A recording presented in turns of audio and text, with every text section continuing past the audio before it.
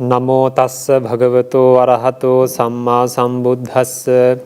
Namo tassa bhagavato arahato samma sambuddhassa. Namo tassa bhagavato arahato samma sambuddhassa. May I get the permission from Mahasangha and dear Dhamma friends. I wish you all a very good evening. This is the second Dhamma talk of me in this Dhamma talk program. So, you may remember the first Dhamma talk, we discussed about the concentration. We learn about what is concentration and what is the importance of the concentration, why we have to develop that kind of a concentration, and what is the place the concentration has in this progressive practice. Because we know within the sevenfold purification path, we call the Satta Visuddhi, the concentration is the second step, we call the Chitta Visuddhi. That whole that stage or the Chitta Visuddhi is dedicated for developing the concentration. If we recall briefly about the last Dhamma talk, what we have discussed. As a Buddhist, we know we all have a common ultimate goal, objective, that is to achieve the Nibbana. We all believe that the Nibbana is the ultimate liberation, what we can achieve in order to achieve the end of this samsara, end of this suffering. So we all know that is the ultimate liberation for all of us. So we are trying to achieve that. So in order to achieve that ultimate liberation, one day we have to develop, we have to achieve the noble paths we call the Magga Jnana. We have to achieve that in 4 stages. So in order to achieve the liberation, the Nibbana, we have to produce these paths within ourselves. In order to generate these kind of noble paths, we have to achieve the insight knowledges within ourselves. In order to achieve those insight knowledges, we call the Vipassana Jnana, we have to do the Vipassana process, insight meditation or the Vipassana Bhavana in a very effective manner, efficient manner, in a productive manner. Otherwise, we cannot achieve these kind of insight knowledges without following the right steps, without following the right process of insight meditation. So, but in order to achieve the insight, in order to achieve the Vipassana knowledges, we have to do the Vipassana meditation in a very productive way, in a effective way. But what is Vipassana? What is this kind of insight meditation is, we have to contemplate about, we have to understand the objects as they really are. Because we have to understand about these objects, because usually we are negotiating with these objects in our day-to-day life. From the birth until we die one day, all the time we are dealing with objects. So, but we are dealing with these objects in a wrong manner. We are not understanding, we are not recognizing, realizing the true state of these objects. That's why we are having lust. That's why we are having attachments. That's why we are having sometimes envy, these kind of things, sometimes good and bad things. So we have these kind of feelings, we kind of defilements, because we are not dealing with these objects in a proper manner, in a proper manner, in a suitable manner. So during the vipassana, we are trying to rectify these things. We are trying to reverse these, or the what you call the wrong process of dealing with objects. So that is what we are doing by developing the insight meditation. But in order to achieve that, in order to do that process, vipassana process, insight meditation, we have to contemplate about the objects in a proper manner. For that, the very important requisite, or the very important thing we have to fulfill before we do the vipassana is the knowledge, what is needed to do the vipassana meditation. So what is the knowledge? We have to learn about these ultimate realities, what really exists in ourselves and what really exists in the external world, in the other living beings and in this external world. So these all are made of these realities, but we don't know about these realities. So we are not dealing with the objects in that real manner. We are not understanding what are the realities. So we have to get the knowledge about these realities, what actually in ourselves, what actually in the outside world. So we have to learn about those realities in different classification.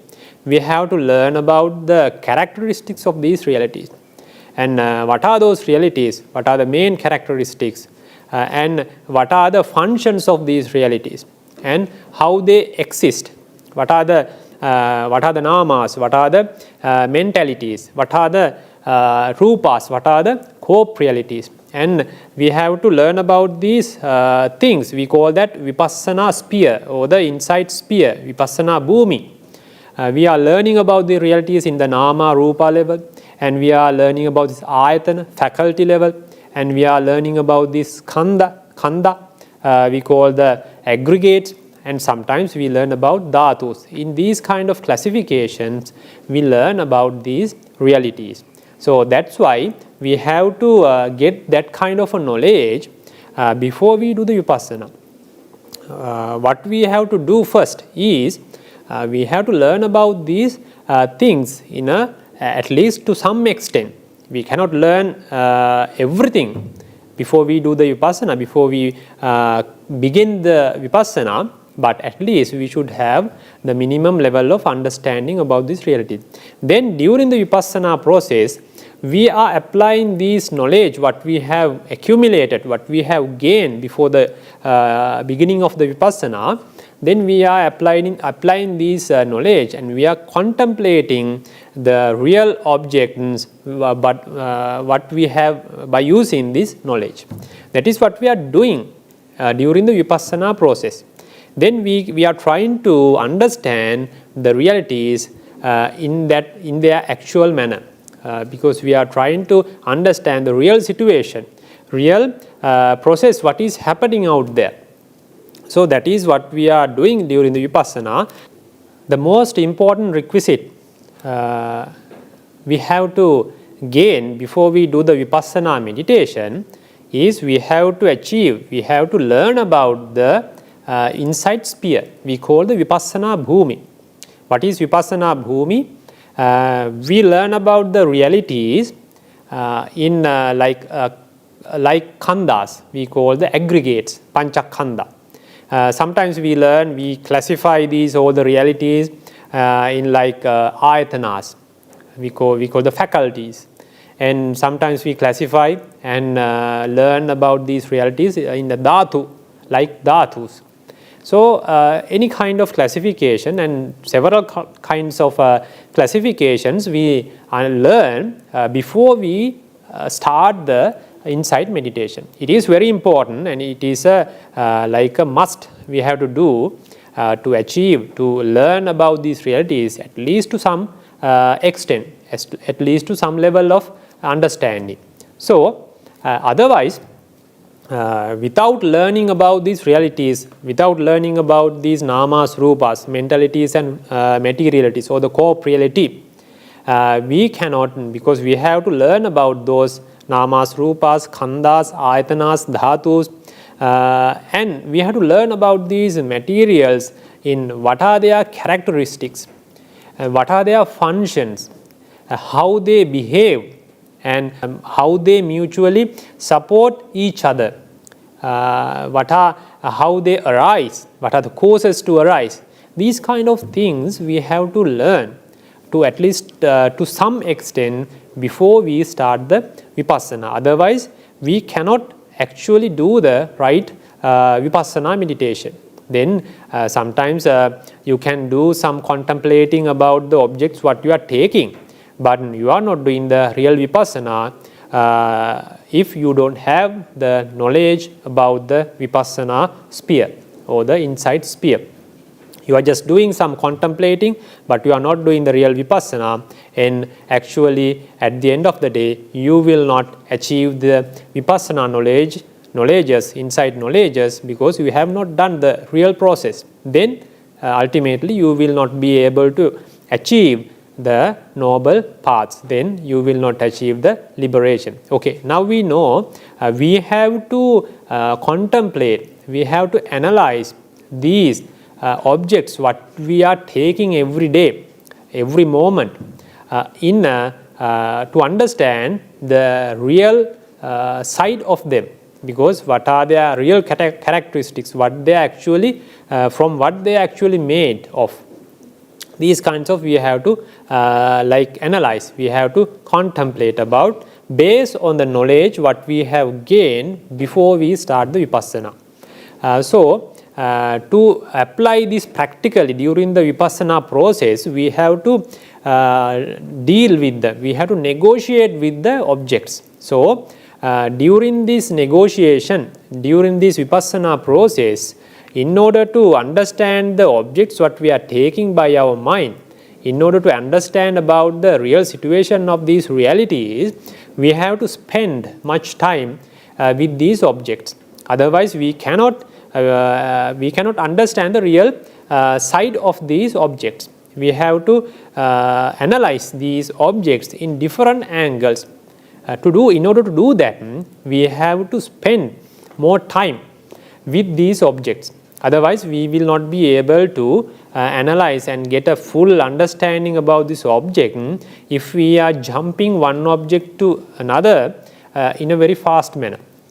We will not have enough time to understand about that single object, because we without having much time we are jumping into another object. When we start to analyze or understand about the next object, then we are jumping into another. Then it will happen continuously. The vipassana process will be not productive.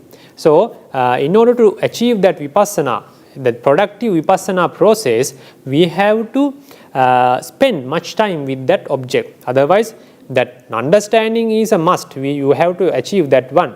Even though you have that complete understanding about the realities before you start the meditation, vipassana meditations, if your mind is not in a disciplined manner, if your mind is not in a very calm state, your mind is jumping one object to another in a very fast manner. Then even though you have that complete understanding, complete knowledge about the realities, vipassana, about the vipassana sphere, still you don't have that capacity, ability to apply that knowledge into the real situation practically during the vipassana process.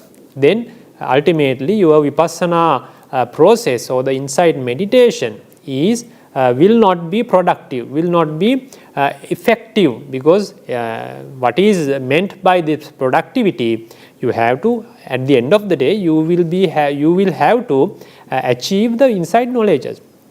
Without achieving the insight knowledges, the vipassana knowledge is not productive. You are just trying to do the vipassana, but it is not productive because they are not producing the results of the actual vipassana. So having the knowledge is a different thing. Having a very suitable mind or a disciplined mind is a different thing. And these are two different requisites. You have to develop yourself before you start the Vipassana meditation. The knowledge, we are not talking about that Vipassana sphere now. We can talk in future. But the second requisite, the second thing you have to achieve before you start the meditation is that calmness, that discipline within your mind. In order to spend much time with the object, in order to analyze the object properly, in order to get the full picture of the object based on the knowledge what you have taken, what you have accumulated before the insight meditation. So in order to do that, you have to spend much time because you have to analyze that object in a different angles. Okay, so that in order to achieve that requisite, to have a calm mind, to have a well-disciplined mind, to deal with the objects, then your mind should have at least some level of concentration. That is the requisite what we have to achieve. Otherwise, your mind, if your mind is not calm, if your mind is not in a well-disciplined manner, if your mind cannot spend much time with a specific object for a period of time, then you are putting much effort to do the Vipassana, and you are spending much time to do the Vipassana, but it will be a very tiring process, because at the end of the day you are very tired about doing Vipassana, and at the end of the day you are not gaining. You will not have anything to say that this kind of thing I have gained through the Vipassana meditation. Then sometimes you will be not happy with the Vipassana. Sometimes you may have to, the mind tends to stop the Vipassana. That is not a good thing. So better to have these two requisites. The first requisite is to have the correct or the full understanding about the realities, that is about the Vipassana sphere, Vipassana bhumi, and to have a suitable mind, the proper mind to do the Vipassana with calmness and a well-disciplined manner. What should be there within your mind. So we are talking about the second requisites. We should have at least some level of concentration. It can be someone can achieve the jhana level, okay, the absorption levels by doing the Vipassana, by developing the tranquility to a greater level. So they can achieve the absorptions, we call the jhanas, and then he can move into the Vipassana. That's also a good option. The best option is that. But sometimes someone cannot achieve the absorption levels, then he can achieve the access concentration levels. We call the access concentration the upachara samadhi. Sometimes he can only achieve this access concentration. Then he tries to do the Vipassana. And sometimes mutually they are doing the Vipassana and Samatha also.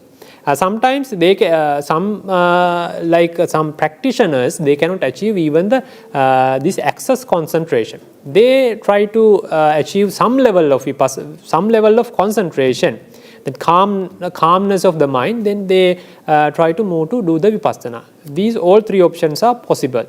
Then they try to do the tranquility. They try to develop the tranquility and the insight meditation also, both together.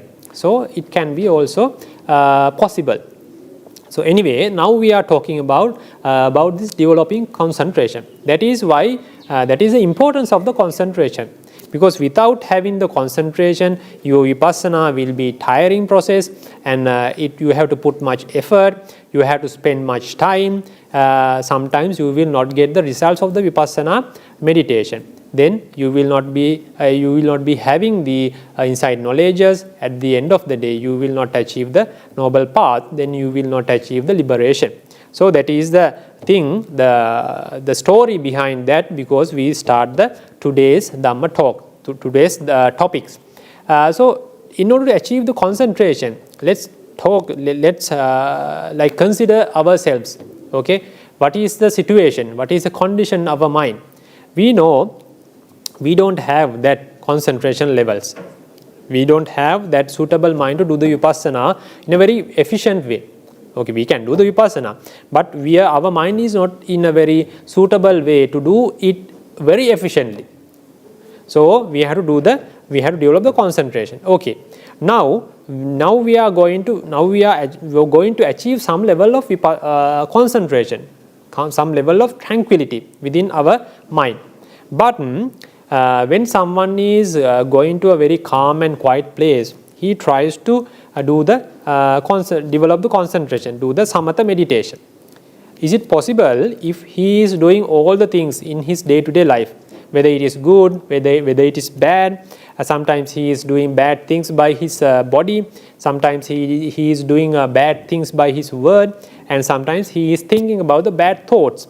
He is doing the good things as well as the bad things every day. So then he tries to go to a very calm and quiet place and tries to develop the concentration.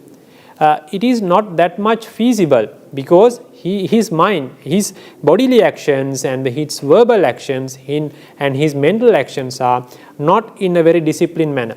So if he, though he goes to a like calm and quiet place, to a forest or something, and to a meditation center, and he tries to do the meditation, but the concentration, developing the concentration, this tranquility process is also will not be a very easy one, very efficient one, because his mental activities, verbal activities, bodily activities are not in a very disciplined manner. So before we develop the vipassana, we understood that we have to develop the concentration. But before we do the concentration, before we start to develop the concentration, still we have to do some basic steps. We have to achieve some basic requisites before, even though we try to do the concentration part. So we are trying to discuss about these basic levels to how to become an eligible person to develop the concentration, because vipassana is after that. Before we do the vipassana, we should have at least some level of concentration. But we know that before we do the concentration even, we should have some prerequisites before we start the concentration part. So we are going to talk about these things today. So I'm using a small PDF with some facts, because it would be very easy to understand you about these facts when I'm talking, because sometimes you can put some notes by yourself based on this document. So I'm giving like topic prerequisite to develop concentration. That means what are the things we have to do. Now we are going to do the concentration part. We are trying to develop the concentration. But still we have some prerequisites before we develop the concentration. So we are going to talk about the Akusala, Kusala and Puñña. That is a topic we are going to discuss today. So the flow of the talk I have mentioned. So we are going one by one. Okay, we are going to the first topic, 3 types of actions of a being. 3 types of action of a being. While we are doing the actions, we know day-to-day life, we are doing so many actions. Some actions we are doing by using our body. We call them the bodily actions. In Pali, the kaya kamma. And sometimes we are doing some actions by using our word or the speech. We call them the vachi kamma. And sometimes without the help of the body or the word or the speech, we are just doing some activities, actions by using the mind. We are having some thoughts. We are thinking about in a good way or the bad way. Sometimes we are thinking about some the things in a very like about the attachments, about the lust. Sometimes we are getting angry with something or someone, and sometimes we are like enjoying something, any food or something by mentally, and we are blaming someone mentally. We are trying to we are dreaming about something to achieve. So these kind of things we are doing mentally. we call the mano kamma.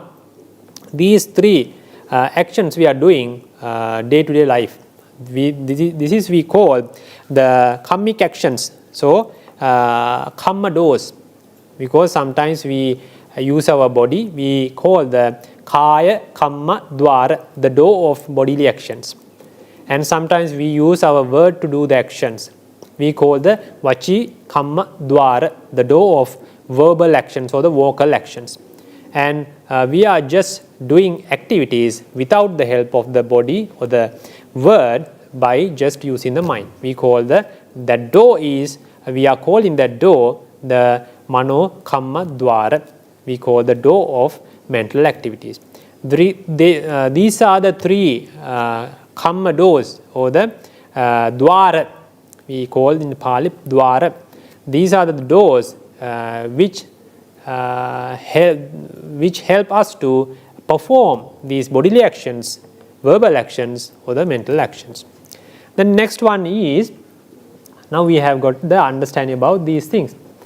I have get the quotation of the Abhidhammata Sanghaha, the Pali book. We have the Abhidhamma book. We have in order to learn these all the Abhidhamma facts in a very like managed way. So I have get the quotation from that book. Tata akusalang kāmāvacara kusalang rūpāvacara kusalang arūpāvacara kusalang cheti pākaṭṭāna vasena. I'm not going to go into a deep level of the Pali, because I'm going about the meaning of that one. So we have some different classification about these kammas. The first we have talk about the kammas in these doors, based on the doors, what we are doing that kamma, by the help of which door, body, word or the mind. So there are some few classification about this kamma, and I'm going to talk about one classification, that is by the place of ripening.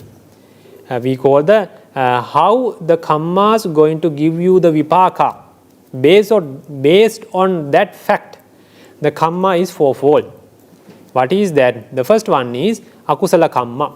We call the unwholesome activities, unwholesome deeds or the actions. And the second one is the kāmāvacara kusala kamma. What do you call the sense sphere? What do you call the sense sphere wholesome kammas or the activities? And the third one is the rūpāvacara kusala kamma. We call the kammas, the fine material sphere kammas. And the fourth one, the last one, is the rūpāvacara kusala kamma. These are also wholesome kammas. We call the immaterial sphere kammas. They are also, the last three are wholesome actions. The first one is the unwholesome action, by the place of ripening. How they are going to do where they are going to give the vipakas, results, based on that fact, the kamma is fourfold. So we are going to talk about these things. The first one is unwholesome kamma. So unwholesome, in the beginning we have learned that kamma is threefold based on the door, what we use to perform that particular action or the activity. What are those? The bodily door, and the verbal door, and the mental door. The akusala is also, the akusala is the unwholesome action, bad deeds, wrong ones. So by doing these akusala kammas, they are giving the bad results in future. So those akusala kammas also can be classified under those three doors. Bodily door, sometimes we say bodily unwholesome action, kaya akusala kaya kamma. And the second one is the unwholesome verbal activities, akusala vachi kamma. And the third one is akusala mano kamma, unwholesome mental activities. So we can classify all the akusalas, unwholesome activities, into based on the doors what we use to perform that particular activity. And these, because now we have classified the whole akusala kammas into three categories by using the doors: bodily door, verbal door, and the mental door. The first, we are going to talk about the bodily unwholesome actions. Bodily unwholesome actions. They are the Akusala Kaya Kamma. So it is based on the Abhidhammatta Sangha Pali quotation. The explanation or the meaning is given. So there are three unwholesome actions. There are three bodily unwholesome actions. We call the Akusala Kaya Kamma, generally occurring. You have to focus, we have to pay your attention in these terms we are discussing in the next level, through the door of the body, known as the bodily intimation, the Kaya Viññatti. Okay, so there are three main unwholesome activities you are doing by using your bodily door, the Kaya Kamma dvāra. What are those? The first one is the killing. When someone is killing someone, or animal or a human being or someone who has that life, then it's a killing. Stealing. Stealing is you are taking something what is not given to you, which belongs to someone else. You are stealing. You are taking without any permissions to get that possession. So what is not given, you are taking without get the proper permission. That is stealing. Sexual misconduct. That is, you are doing the sexual behavior, you are using your sexual behavior in a very wrong manner. So we are not going to discuss about these things in deep manner. We know these kind of things. If a husband goes to another woman other than his wife, it's a sexual misconduct. If a wife goes to another man except his husband, like exceeding his husband, it's a sexual misconduct. So these kind of things belongs to the sexual misconduct. So we are just briefing about these things, so we can learn, we can understand. There are killing, we call panatipata, stealing, adattādāna, and the sexual misconduct, kāmesu micchāchāra. These are the three full course of actions which can happen in the bodily door. We call the Kaya Kamma dvāra. So these are the three things. Then we are going to explain about the second part. Sometimes we are doing some bad deeds, some akusala kammas, unwholesome things, by using our speech, by using our word. What are those? They are verbal. There are 4 verbal actions, verbal unwholesome actions, which are generally occurring in the door of speech. We call the vachi kamma dvāra, which is known as the vocal intimation, the vachi viññatti. What are they? There are 4-fold akusala kammas, unwholesome actions. The first one is the false speech or lying. You are telling lies to someone else to cheat someone or get something done. Whatever the purpose, when you are telling the false thing to someone else to misguide him, that is a lying. That is a musāvāda, the first one. But you use your verbal door to do that unwholesome activity. And the slandering. Slandering is the pisunāvāca. You are telling these things in order to make some conflicts between some 2 persons. Or you have that intention to get that familiarity with someone. So he is telling to that second person about a third person. Sometimes he has that intention to make some confliction between the first one and the third person. Or sometimes he is telling something about the third person, something bad thing about the third person to that first person in order to get the familiarity to be a friend with the first person. That is the slandering, pisunāvāca. And harsh speech, when someone is hurting someone by using the speech, by the rude words, okay, sometimes to make someone angry, to make someone sad, So he is using the harsh words. We call the parusa vacha. The third one, harsh speech. He doing this harsh speech by using the verbal do. The fourth one is the frivolous talk. The frivolous talk means a vain talks. That is, it doesn't contain any meaning, because it will not be a meaningful thing for the person who is telling, and it will not be a very effective or very productive conversation to the listener. So these kind of things we call the frivolous talk, or we call the vain talks. It doesn't make any productivity thing. It doesn't create any kind of a productivity to the talk, to the speaker or the listener. We call them the sampappalapa, the vain talks. These are, we call, the fourfold activities you are doing by using your verbal do. We call the akusala vachi kamma, unwholesome verbal actions.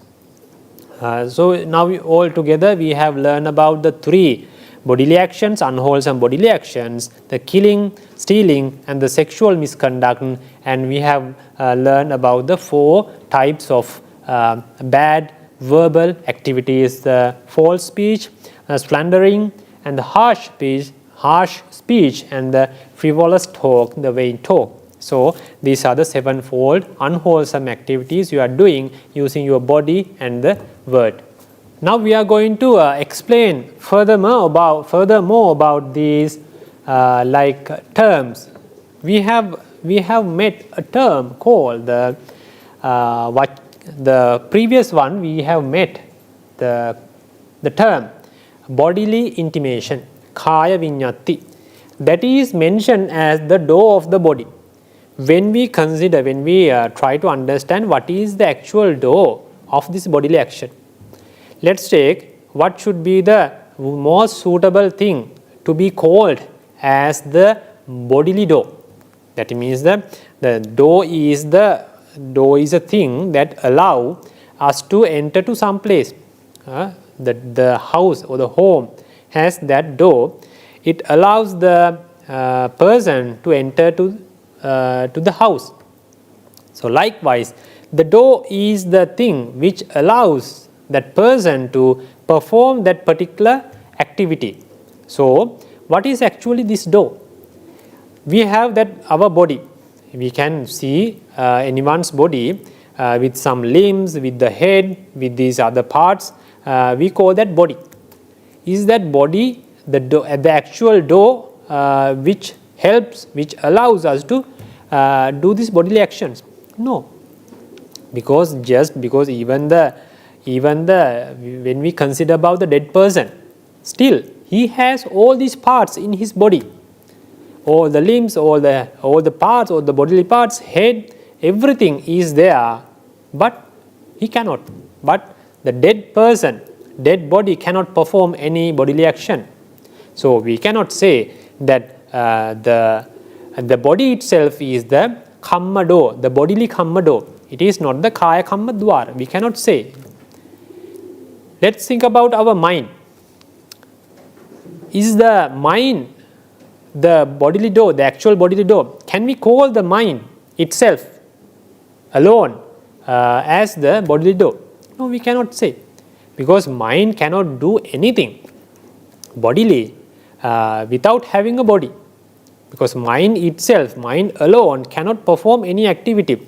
The mind can have some volitions, some intentions, some thoughts to do something, but still mind itself alone cannot perform that action that contain that volition, that intention to do something.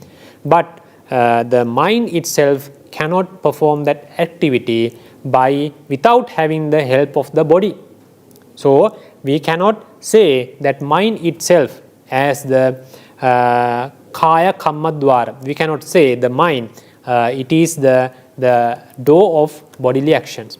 So it's we cannot call the mind as the kaya kamma dvāra, and we cannot say the body itself alone as the Kaya Kamma dvāra. So what is the actual Kaya Kamma dvāra? So Kaya Kamma, because we cannot say that both of them, when we combine these together, we cannot say it's the Kaya Kamma dvāra, because we cannot make them combine. No, it is a nama. The consciousness is a nama. It will never combine with the rupa. The body is altogether the rupa, the corporeality, or the material things, material phenomenon we have. So these together we cannot combine and call that is the Vachi Kamma dvāra. It is wrong. So the mind itself we cannot call it is the bodily door. Without the body itself alone we cannot say it is the bodily door. By combining these together we cannot say it is a bodily door. So what is actually the bodily door? What is the actually Kaya Kamma dvāra? That is explaining here. When we have a volition in our mind, when we have a chetana, when we have that intention or a thought to do something, that is we call the chetana. It's a mental factor which arises within the consciousness at the same time where the consciousness arises. So, but still, even though the mind has that volition or the intention to do that action, the mind cannot do anything. The thing what mind does is the mind produces some material phenomenon. We call the mind produced material phenomenon within our body. When we have a volition, thought or intention to do something, let's take I want to stand up now. And now I'm sitting, I have a volition to stand up. So at the same time that consciousness produce some material things, we call the mind produced material things within my body. Then these material phenomenon that it is the one who leads my body make me stand up. So it is actually the material phenomenon. It belongs to the material sphere, but it is made by the mind. So we call that mind produced material phenomenon, we call that particular name the bodily intimation. Bodily intimation in Pali we call the Kaya Viññatti. It is a material thing and it is made by the mind. That is the real Kaya Kamma dvāra. We call that thing the Kaya Viññatti or the bodily intimation is the real Kaya Kamma dvāra. Not the mind, not the body itself, but the mind produced material phenomenon we call the Kaya Viññatti or the bodily intimation is the real Kaya Kamma dvāra. Because without producing that Kaya Viññatti or the bodily intimation, we cannot perform. Even though we have a body, even though we have that mind with the volition, still the bodily action will not be performed. Then we should have the must, the most necessary thing is the bodily intimation. So that is what it is mentioned, the door of the body known as the bodily intimation. So the door of the body, the Kaya Kamma dvāra is known as the bodily intimation, Kaya Viññatti. So that is the thing. We have to call that bodily intimation which is produced by the mind as per the volition it has. So that volition, that bodily intimation is the one, is the real cause to perform this action. If I want to stand up now, my mind made that volition, make that intention or the thought, and that thought volition makes some bodily intimation within myself. That bodily intimation make me stand up. That is the thing. What is happening when we doing some bodily action, bodily activity? Okay, that is Kaya Kamma dvāra. It is clear. It is not mind, it is not body, but the bodily intimation. So what is the Vachi Kamma dvāra? Here it is mentioned the door of speech known as the vocal intimation, Vachi Viññatti. how you can explain this thing? The bodily action now we have understood because the bodily intimation is the bodily door of bodily actions. So when we have a volition, when we have that thought to speak something, to make a sound which has some like a meaning, when we have to have a conversation, when we have to like convey something by our words, by our speech, then first I have a volition in my mind, but still the mind cannot produce any sound by himself, by itself. By itself alone, it cannot produce any kind of a sound. I have all the lips, teeth, tongue, my vocal cords, and everything, all the bodily parts which helps to produce that sound I have, but alone, because they themselves alone cannot produce any sound, because as the previous simile, when we compare about the dead body, it also has all the bodily parts which I have now, all the vocal cords, tongue, teeth, lips, all these things that dead body has, but it cannot produce any sound. It cannot produce any sound. So these bodily parts, even though they are helping to produce these kind of voices, sounds, some meaningful words, but still we cannot say these bodily parts are the vachi kamma dvāra. They are not the real verbal kamma door. And the mind itself we cannot say, because mind itself alone cannot produce any kind of a sound. As the bodily action, when we have a volition, when we have a thought to produce something meaningful, any kind of a sound, whether it has a meaning or not, when we have that intention to produce some kind of a sound, then that volition, that consciousness which has that volition to produce some kind of a sound, then it produces some mind-produced material phenomenon around these bodily part, vocal parts. Then these vocal parts works together. They work together to produce that particular voice or the sound as I intended, as I thought.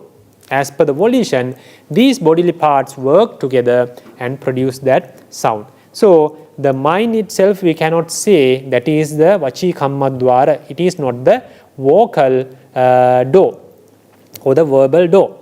And these bodily parts which help to produce these sounds, they themselves alone cannot call as the verbal door. So, but we call the verbal or the vocal intimation, we call the vachi viññatti. It is the real vachi kamma dvāra, the door of verbal action, door of speech. So we know what is the actual kaya kamma dvāra which helps to perform the bodily actions, that is bodily intimation, the kaya viññatti. And now we know what is the actual door of speech which helps to perform the verbal actions or some word speech, that is the mind-produced material phenomenon we call the verbal or the vocal intimation, that is vachi viññatti. These are the things we have to understand about when we think about these kaya kamma dvāra and vachi kamma dvāra. Okay, now we have to learn why there is a phrase called the generally occurring bahulla uttito. Why there is a term like that? Generally occurring means oftenly happens in this vachi kamma dvāra. Let's take the first one, the killing. When someone has the volition to or a thought to kill someone, it can be a mosquito or something, or a bigger animal or some another human. He has that volition. Okay, by himself, by using a weapon, by using by his own body parts, he can do that. He can perform that killing. Okay, let's take a mosquito. Okay, he can use his own hand and kill that mosquito. So it is done by using the bodily intimation. we call the Kaya Kamma dvāra, the body of the door of the body. Okay, that's clear. But sometimes a person can command someone. He is not performing any single action. He is not like shaking his single finger. He is not shaking his own head. Without performing any bodily action, he can just say a word to kill that someone or animal. So he is just giving command by the speech, by the word. What is happening there? Is he using the bodily intimation? No, he is not using the kaya viññatti, because any bodily action is not performed by himself. He just given the command by using his words. So he has used that command to perform that killing, that unwholesome action of killing, but he has not used the bodily intimation. So it is still, we use, that is generally occurring part is there. In that case, by giving his command, he performed the killing. When that person who has got the command, he went to that particular place and killed that person as the commander said, as he got the command, then the commander will have that offense, the killing, that has performed that killing unwholesome action, even though he has not performed any bodily action. But he used the vaci viññatti, or the verbal intimation, that vaci kamma dvāra, in order to perform that killing. But still, we are not saying that killing is a vaci kamma. Even though he used the words to perform that killing, unwholesome action, but we don't say that killing is vaci kamma in that particular scenario, in that particular example. Still, it's a kaya kamma, unwholesome bodily action, because that's why we say sometimes in special cases these killing, stealing, these kind of things can happen by using the vaci kamma dvāra, by using the vocal intimation, but still the unwholesome action belongs to the kaya kamma dvāra. We call them the kaya kamma, akusala kaya kamma, unwholesome bodily actions. That is why the praise is there, generally occurring. Very oftenly it happens in this bodily intimation, by using the bodily intimation. That is what it's there. And the vaci kamma dvāra also, vaci kammas also, that praise is there. Unwholesome action generally occurring through the vocal intimation. What is generally occurring? Sometimes we let's take about the false speech. When someone wants to like tell a lie, he doesn't use the vocal intimation. He doesn't use the words to convey that false thing or the lie, but he write down. When someone has done something false, something bad, the other person comes to him and asks, have you done this particular thing? But he doesn't say anything who has done that bad thing. He just shake his head to convey that he has not that thing, but he has given the false information. He has lied. He has done the false speech, wholesome action, but by using the bodily intimation. He has not given a single word. The words are produced by the vaci kamma dvāra, which is called the vocal intimation, vaci viññatti. But at that particular example, specific case, he didn't use the vocal intimation to produce some sounds, produce some words to convey that in false speech. Instead of that, he used the bodily action. He just shake the mind, he just shake the head, or he just show them some fingers that he has not done that particular activity. But still, we don't say that false speech in that particular case, it's a kaya kamma. Still, it belongs to the vaci kamma, even though it is done by using the bodily intimation, even though it is done by the kaya kamma dvāra in that specific case, still we say the false speech is vachi kamma dvāra. That is why we say the generally occurring these false speech, slandering, harsh speech, and these vain talks, they are always vachi kamma, even though you use the bodily intimation or the kaya kamma dvāra, or even though you use the bodily intimation, the vachi kamma dvāra. Those are the important points you have to learn when you understand about this vachi kamma and vachi akusala kamma and akusala kaya kamma. Then there are three mental unwholesome activities which we are doing by using only the mind without the help of the bodily intimation, which is called the kaya kamma dvāra, the door of body, or without the help of the vachi kamma dvāra, we call the door of speech or the vocal intimation. Without using these vocal intimation and the bodily intimation, by using only the mind, we are doing some unwholesome activities. We call them the covetousness, the abhijja.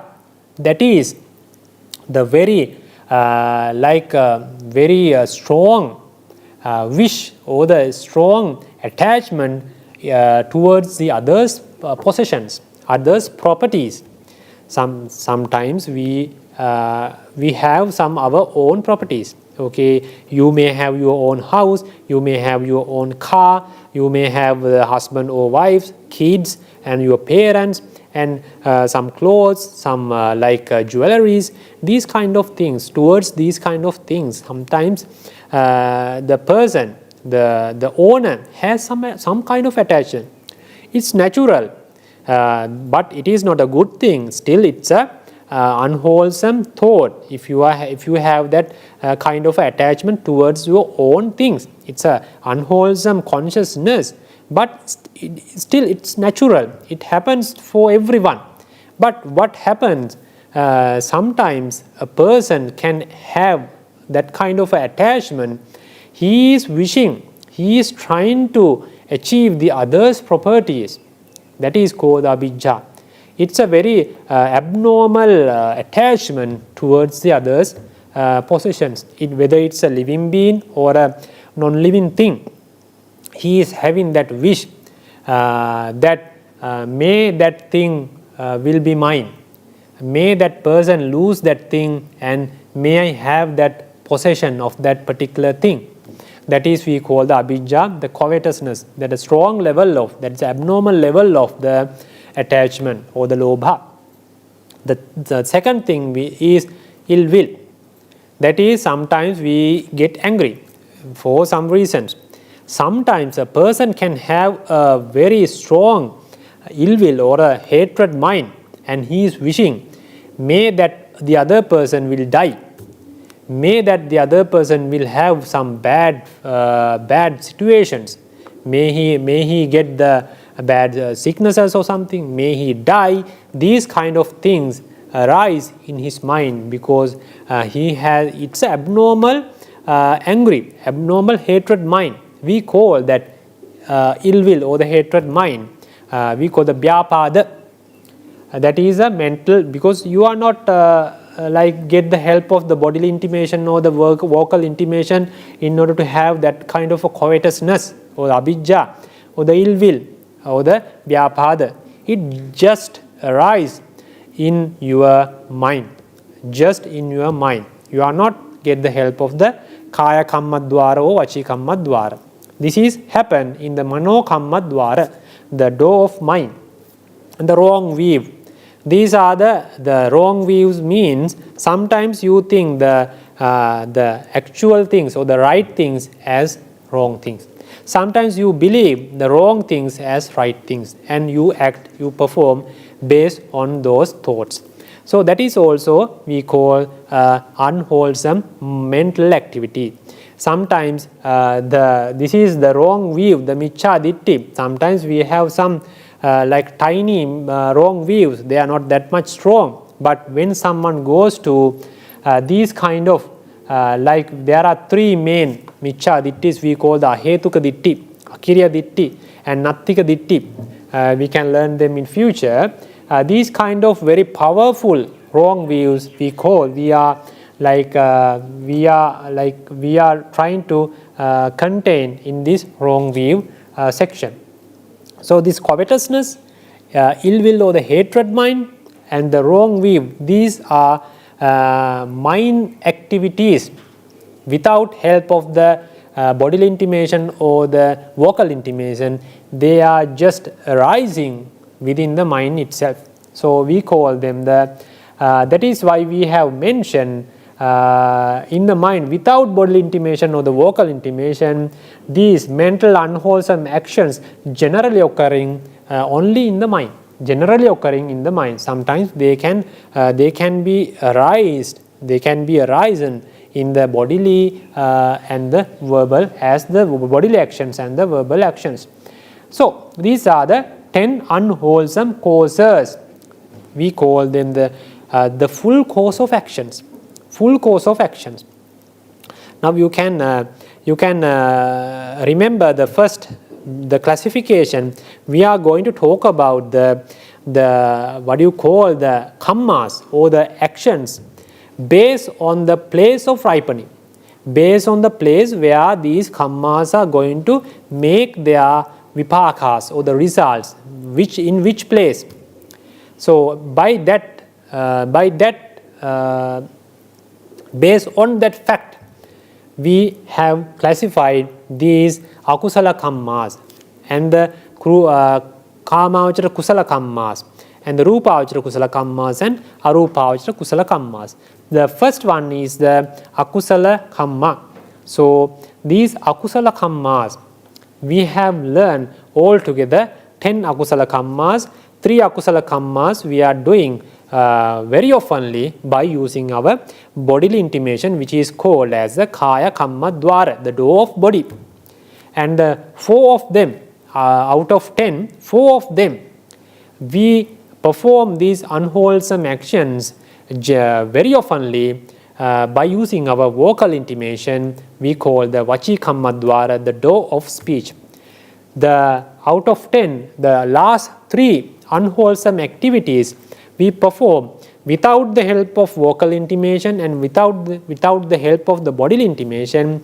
We are just using our mind to perform these kind of the last 3 unwholesome activities.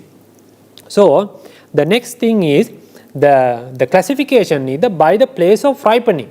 Though this is the first part of that fourfold classification, the akusala kamma. These 10 akusala kammas we call the full course of actions. Full course of actions.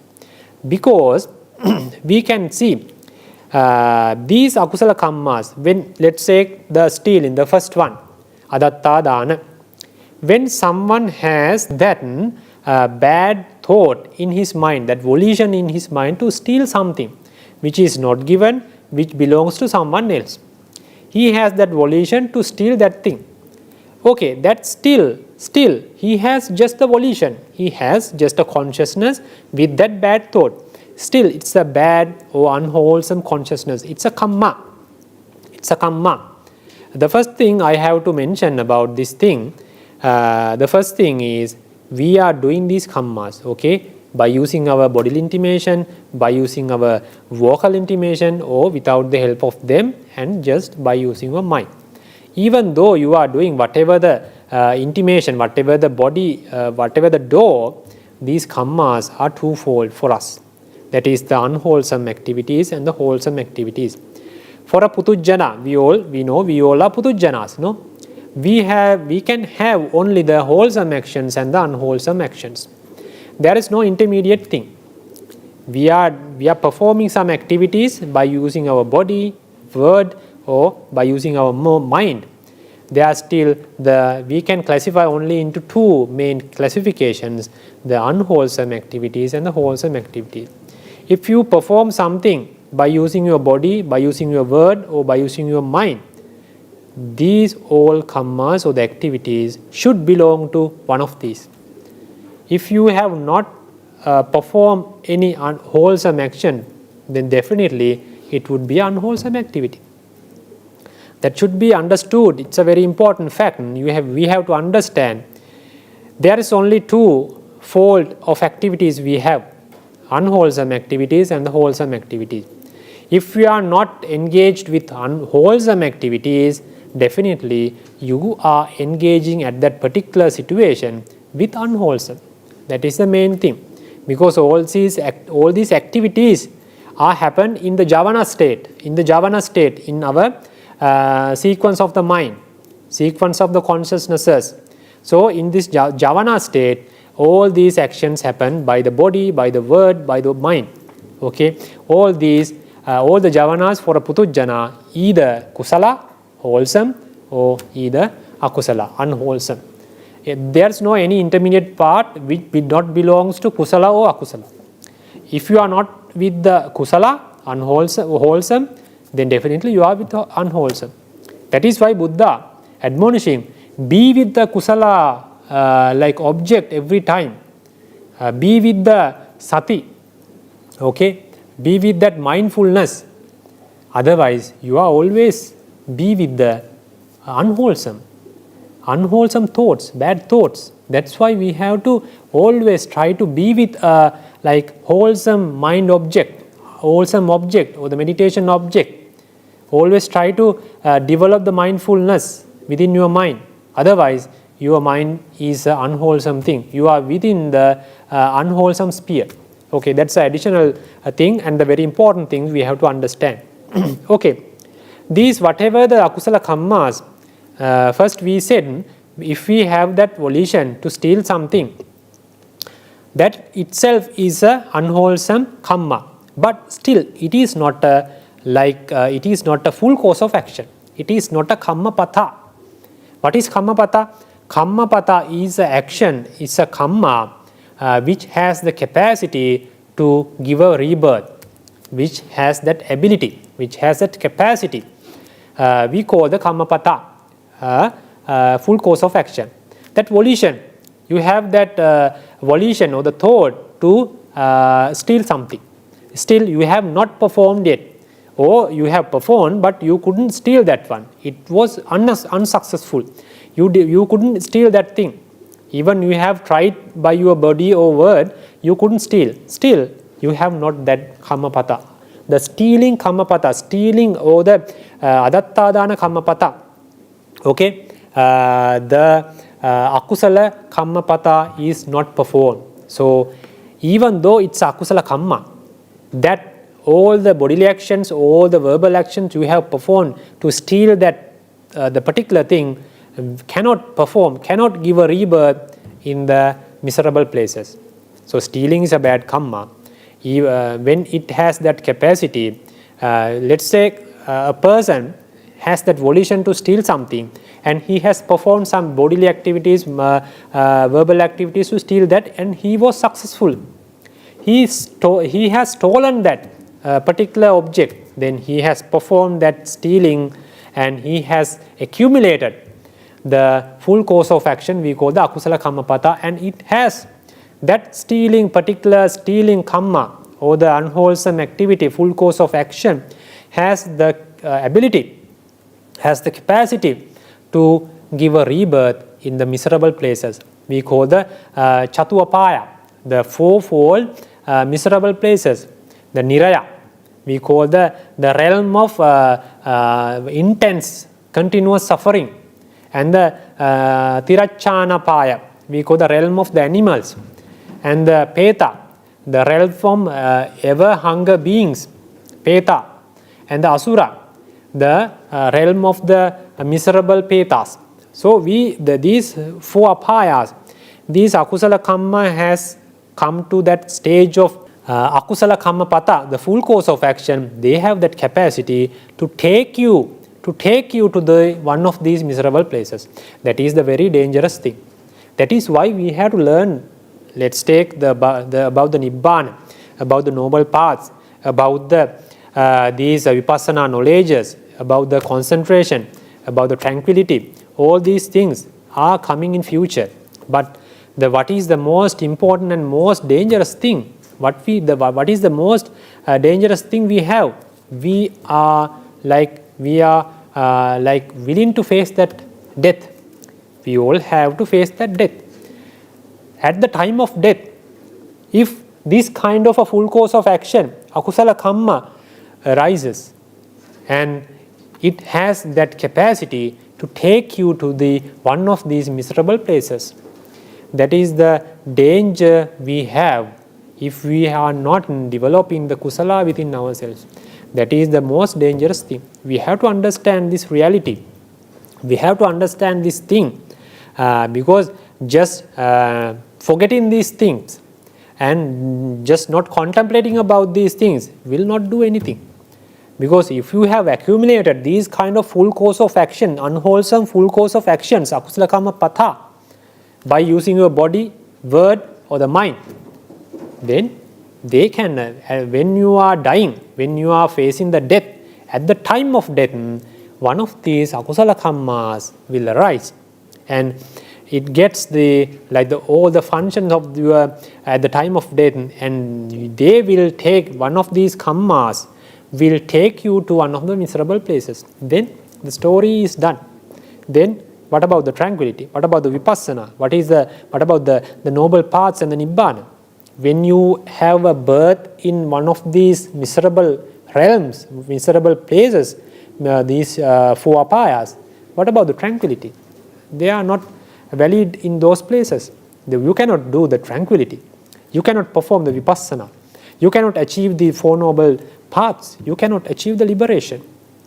The most dangerous thing is, if you are accumulating these things, before you start the concentration, you have to get rid of these accumulation.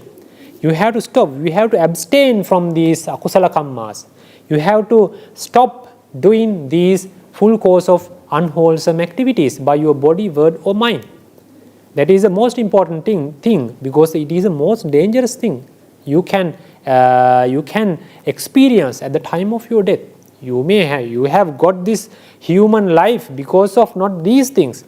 You have got this human life because of the kusala kammas, wholesome things. These unwholesome things will take you to the miserable places. If one of these arises at the time of death, there is no chance. There is no chance. You have to go to that miserable place. Then the practice is not there. The practice or the liberation is not there. You have to feel that all the sufferings in that particular realm. So that's why before you start the concentration, before you start the vipassana, you have to learn about these unwholesome deeds. Because if you don't understand the danger of these akusala kamma pathas, then you are ignoring this danger thing. Because you are like ignoring about the danger of this akusala kamma patha. You are just try to forget. You are just not thinking about these things. It will not do anything. So that is why I wanted to emphasize about this akusala kamma patha. Before you go for the concentration or the vipassana, you have to stop these things. You have to come to a stage. You have given up these things. You have abstained from these things. You have restrained all the akusala kammas by your body, and you have to purify your body. You have to maintain your bodily actions by not doing these things. You have to maintain your verbal action by not doing these things. You have to maintain your mind in a very pure manner by not doing these mental unwholesome things. So these are 10 unwholesome actions. So there are some descriptions, but I am not going to discuss based on the time I have got. So I am going to do the explanation about the wholesome actions. Next topic is the kusala. The dasa kusala and dasa akusala, the 10-fold wholesome and 10-fold unwholesome are the moral foundation. This akusala corrupts your mind, and with the body or the mind, word or the mind. And dasa kusala purifies mind. They are the wholesome. This kusala and purifies, and they lead to permanent happiness, nibbana. At the end, and before you achieve the nibbana, they make the desirable, very pleasurable results in this world and the next lives until you achieve the Nibbana. But you can perform this Kusala by using your body, by using your word, and by using your mind. I have mentioned the quotation from the Anguttara Nikaya about this Kusala and Akusala. Kusalancha Vikkave Desessami. Then the Buddha is mentioning about the tenfold Kusala. I am giving the meaning. Dasa Akusala, we have learned about these things, the killing, taking what is not given, these 10 unwholesome deeds. It is mentioned in this sutta, particular sutta, and I have mentioned those all together, all the 10 unwholesome activities which can be performed by either body, word, or the mind. But now I'm going to talk about the Dasa Kusala, 10 wholesome deeds. What are the wholesome activities what we can perform? This is the abstaining part, restraining part. The first unwholesome is the Panatipata, killing. The first Kusala is abstaining from killing, Panatipata Veramani. The second one is Adinnādāna Veramani, the abstaining from the stealing and the Kāmesu Micchāchāra and so on. These all the Dasa Kusala based on the abstaining part. You have that Akusala part first, tenfold Akusalas, unwholesome. Tenfold Kusala is based on the abstaining process. Now you are trying to abstain from all these 10 Akusalas what we have discussed earlier. This is the Dasa Kusala. But you have to understand, this abstaining is just not a single, the simple thing, because it is also a full course of action. Abstaining from killing, you don't have to perform anything. Like you don't have to perform anything by your body, but you have that abstaining within your body. But you are not doing to abstain from killing. You have to first you have to observe that kind of precept. Okay, you get that, you observe that precept, and you try to maintain that precept. You try to protect that. That is the abstaining part. When there is a situation arises that to kill someone, to kill an animal, to kill a mosquito, ant, or a fly, then you contemplate about that precept what you have observed.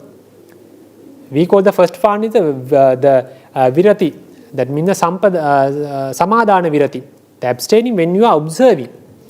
When the time of the situation arises, when there is a situation to kill any animal or a human or any kind of a living being, then you contemplate about your morality or the precept, what you have observed, then you stop killing.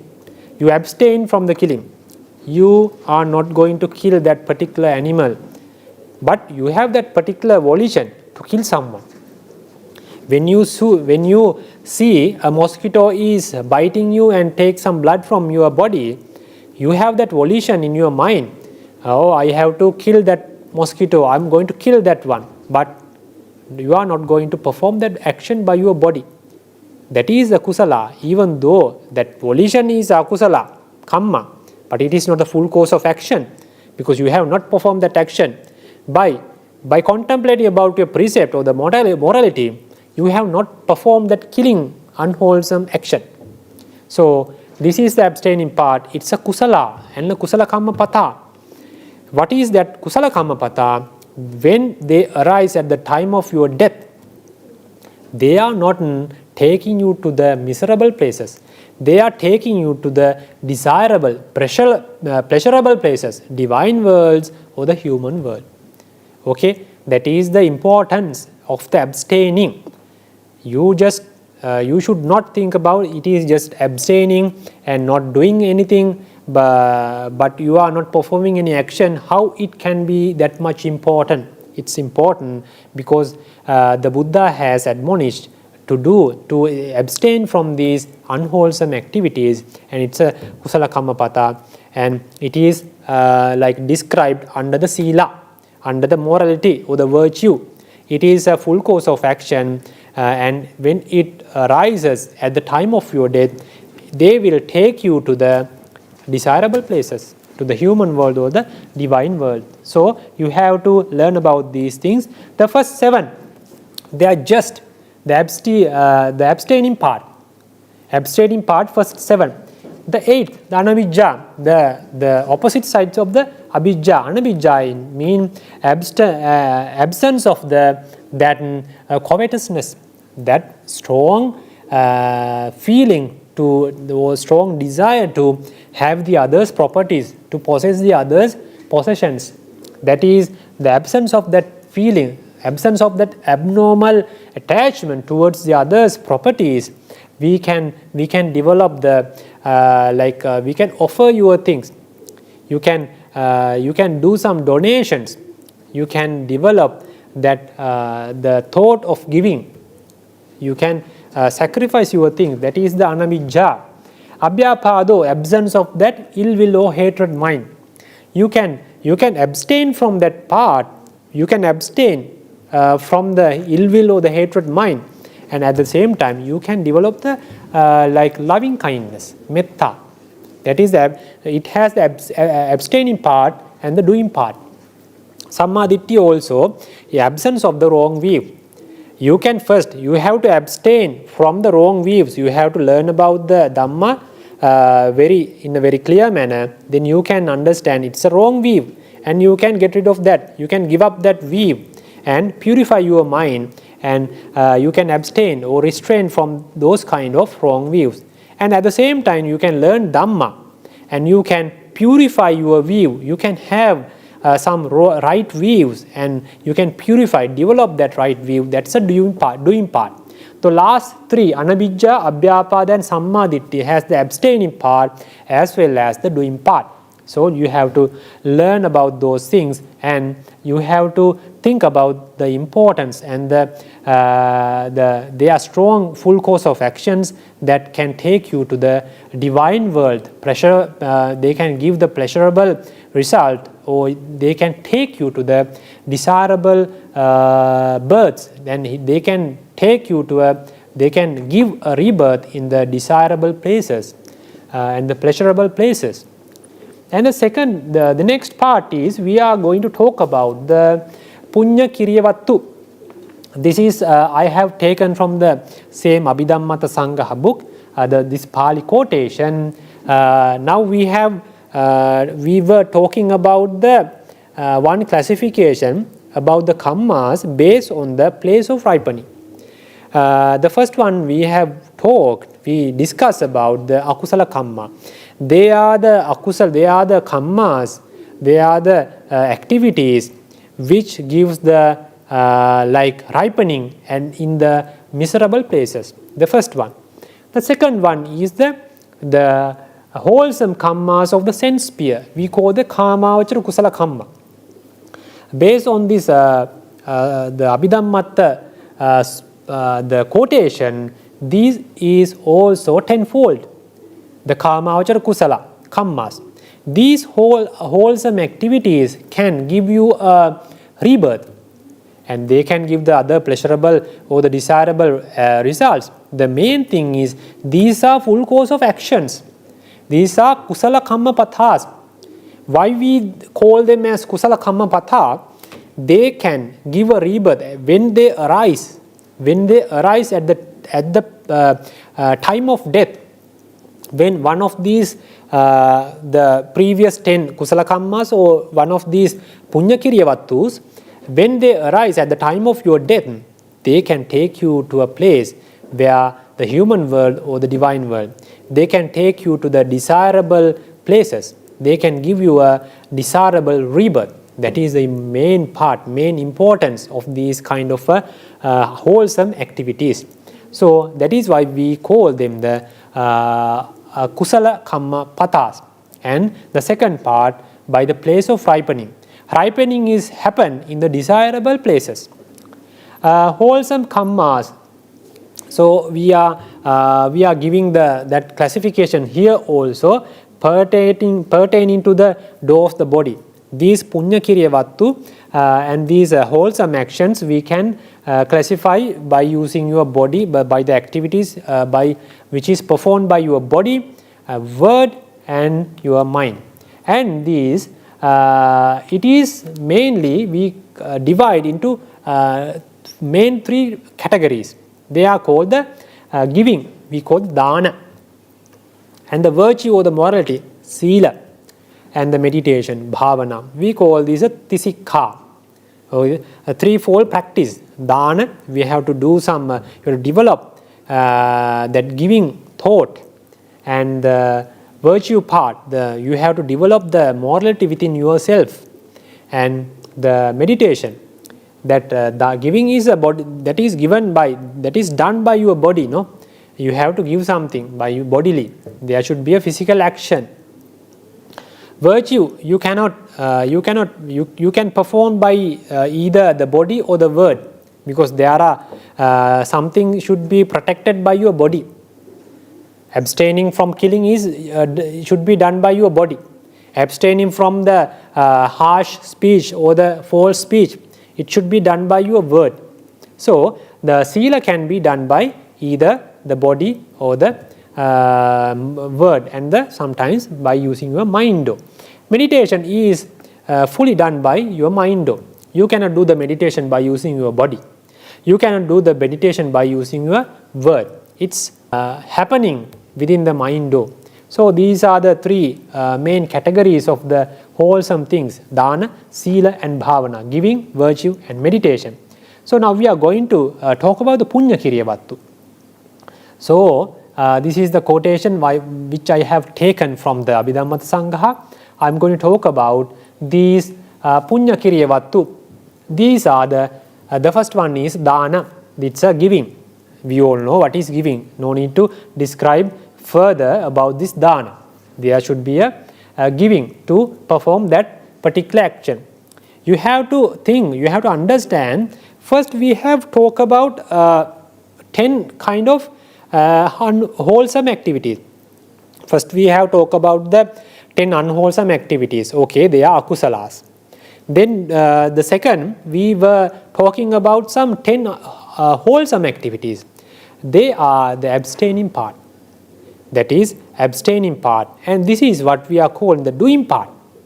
You have to do something, not just abstaining. Dāna is not just abstaining.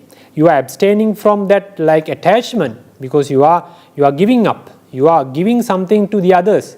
So you are abstaining that attachment, but at the same time you have to do something. You have to perform something, your body or the word.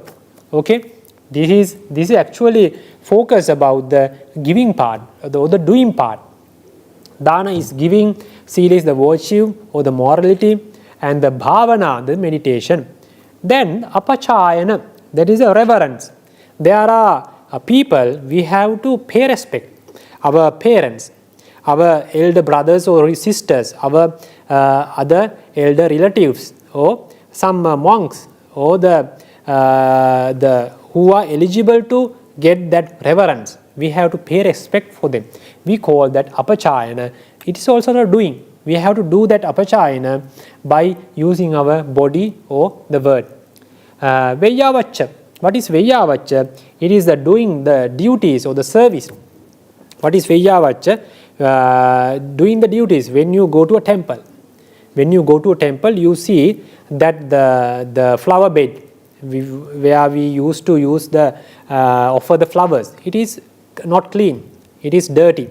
Then you see that, you go and clean that. Then you wash it and make it a nice place, and someone can come and use that flower bed to offer some flowers. That is also veyyavacca. And when you doing some duties for your parents or elder sisters, elder brothers or elder relatives, it's also duties. And you can do something when there is a sick person, you can do something veyyavacca, duties for a sick person. And you can do some duties for the monks also. These are also veyyavacca. For a monk, there are so many duties to perform within his monkhood. But even though you are a layperson, you have certain Vaiyavachas you can accumulate. These are puññas. These are the very strong Kamma pathas which can give you a rebirth, which can give you a rebirth in a desirable place, in a pleasurable places. Then Patidana, sixth one is transference of merit. That means when you have accumulated something like merit, when you have done something wholesome, you can tell something. You can tell someone that I have done this kind of a thing. Please accept. Please be happy about that merit. That is the Patidana. It is not just the same thing. Okay, this is Patidana. We are not like paying much attention to these Apachayana, Vaiyavachana, Patidana, Pattanumodana. But still, like Dana, Sila, Bhavana, these are all one of the 10 Puññakiriyavatthu. They are Kamma pathas, and they have that capacity or the ability to give a rebirth. If you are developing, if you are accumulating these kind of things, doing reverence, paying respect, and doing duties, and a transference of merits to the others, living ones, and with the dead ones, and with the Deva beings and the Brahma beings, it's also a very strong or a very great wholesome we can do very easily. You can do something wholesome, and you can do some dana, you can do some sila, you can do some bhavana, but without spending anything, without occurring any expense, you can do patidana. You can do Vaiyavachana. To paying respect, you don't have to spend anything. To do some duties, you don't have to spend anything. To transfer the merit what you have done, you don't have to pay anything. And the rejoice in the others unwholesome things, you don't have to pay, you don't have to spend anything. So these are the Puññakiriyavatthu you can do very easily without spending anything, without spending any money. Okay, but you should have that strong wholesome mind within you to do these things in the right manner. The Patidana is the transference. You are giving the others, you are telling the others about the merit what you have accumulated. That is called Patidana. And Pattanumodana, when someone tells you that, okay, please rejoice about our merit, we have given this kind of a offering or a dana, then you can rejoice about that merit frankly. Okay, frankly you can rejoice without getting angry or any bad feeling. You can do that rejoicing part. It's still a very strong Puññakiriyavatthu which can become a full course of action, and at the end of the day, at the time of your death, if that Pattanumodana arises, it can give you a pleasurable result and give a pleasurable, desirable rebirth. And Dhammasavana, what you are doing now is Dhammasavana. Listening to the Dhamma, we know about that.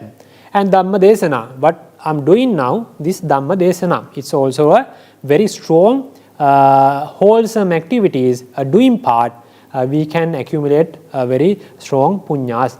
Dittiju Kamma means we have, sometimes we have some wrong views. Sometimes we don't know clearly about some particular activities. So we can learn Dhamma, we can listen to the Dhamma, we can read Dhamma books, we can get the advices from an eligible person or a knowledgeable person to straightening out your wrong views or straightening out your views. You have to give up the bad views or the wrong views. You have to accept or develop the right views within yourselves, and you have to, by learning Dhamma, you can make their more straightened. These are the 10-fold Puññakiriyavatthu. So these are very strong, wholesome activities. This is actually the doing part. Earlier we were talking about the abstaining part. This is the performing, the doing part. But anyway, these all 20, the previous 10 and this 10 Puññakiriyavatthu's, all together 20 wholesome activities, but they are performed by the 8 wholesome Kusala Chittas. We call the Mahavipaka. So there are two terms, the Kusala and Puñña. Earlier we were using that Dasa Kusala Kammapatha, and now we were using Dasa Puññakiriyavatthu. But still they are performed when you are doing these any kind of these wholesome activities. One of the 8 wholesome chittas, we call the Mahavipakas, arise.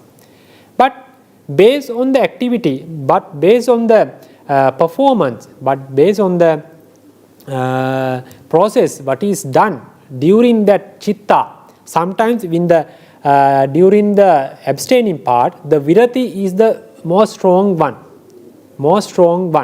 That is Samma Vacha, Samma Kamma, Samma Ajiva. Those viratis are the main mental factors in that consciousness, because that is abstaining.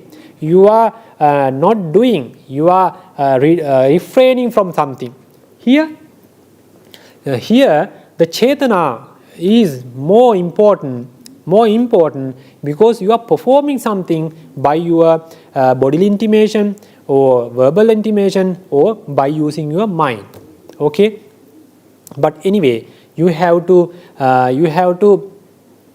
use one of the 8 Kusala Chittas, one of the 8 wholesome consciousnesses, we call the Mahakusala.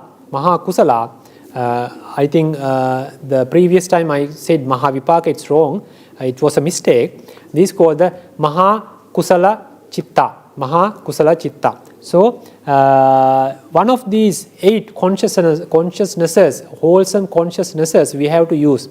But why the Puñña part, Puñña term and the Kusala term is used? Why? What's the reason for that one? Because based on the activity that consciousness perform. Sometimes let's take the candle. When you go to a very dark room, it is covered with the dark, no any single source of light. Then you light up a candle. Then or you light up a lamp, okay, oil lamp. Then when at the same time the darkness will be disappeared. At the same time the light is spreaded throughout the room, and you can see whatever the things in that room. 2 processes and the 2 functions. The first function is the disappearing the darkness. The second function is the spreading the light. But same source, same thing. We call the oil lamp. We are giving 2 names. Why? By the function of disappearing or removing the darkness, we call that same element, same thing, same oil lamp, tamonuda or tamadhansi. Tama is darkness, and removing the darkness we call the tamonudo or tamadhansi in the Pali. But the same oil lamp, by considering the function of spreading the light, we name that same oil lamp Deepo, that the spreading, it's spreading the light, it's lightening the room. So, but still the same thing, it's there, that the oil lamp, same oil lamp, we can call the same oil lamp Tamonuda or Tamadhansi by considering the function of removing the darkness. And the same oil lamp, we can call the same oil lamp the Deepa by considering the function of spreading the light or the lightening the room. As the same manner, the wholesome actions, when they are appearing, when they are arising, the akusalas cannot retain in the mind. They have to go away, because that the arising the kusala chitta is the one function is removing the akusalas, removing the dirty things. in that sense we call kuccite papake akusale dhamme salayanti chalayanti kampendi vidhanseti kusala. Then removing those bad defilements, dirty things from our mind, we call the wholesome chittas, wholesome deeds kusala, because akusala is removed, the dirty things are removed from the mind.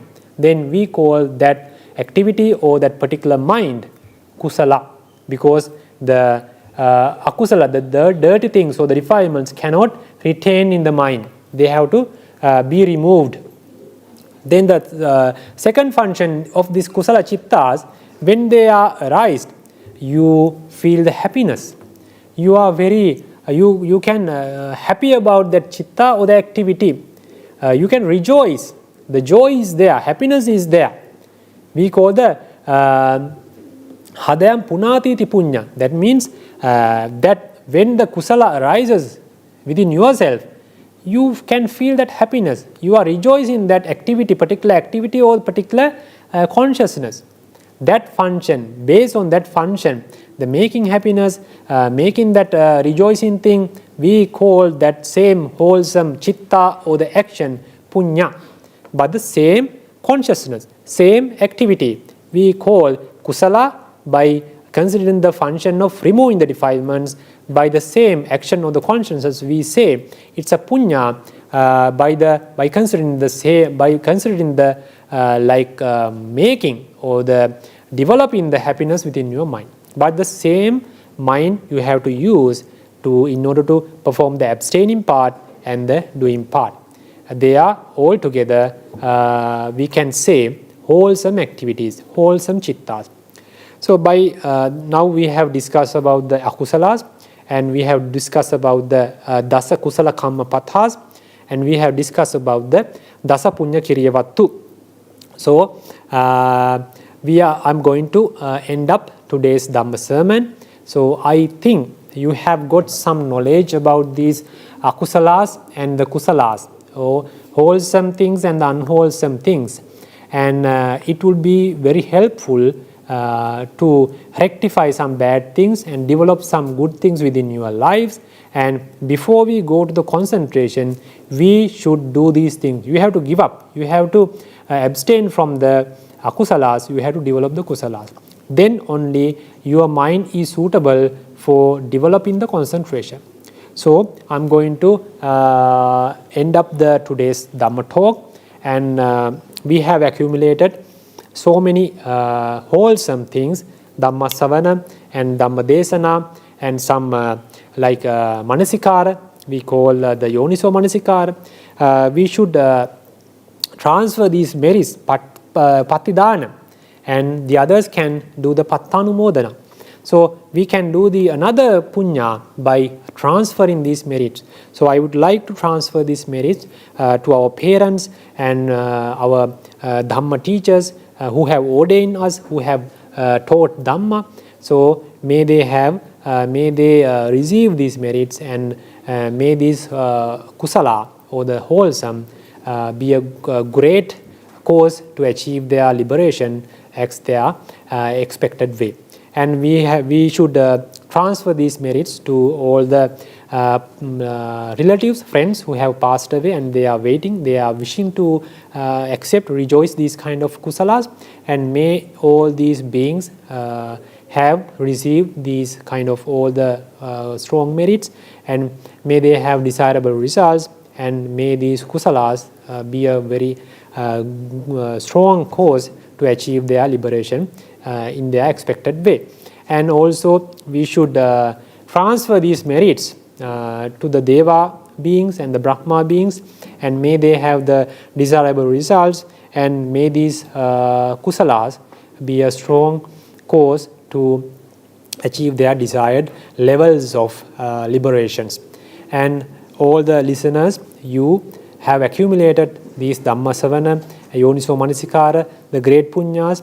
May you all have a very good and very healthy life, and may you be able to achieve all the good thoughts what you are having in your minds, and may these puññas, may these wholesome give you desirable results, and may you have the desirable lives until you achieve the Nibbana, and these all wholesome deeds be a great cause to achieve your desirable levels of liberation.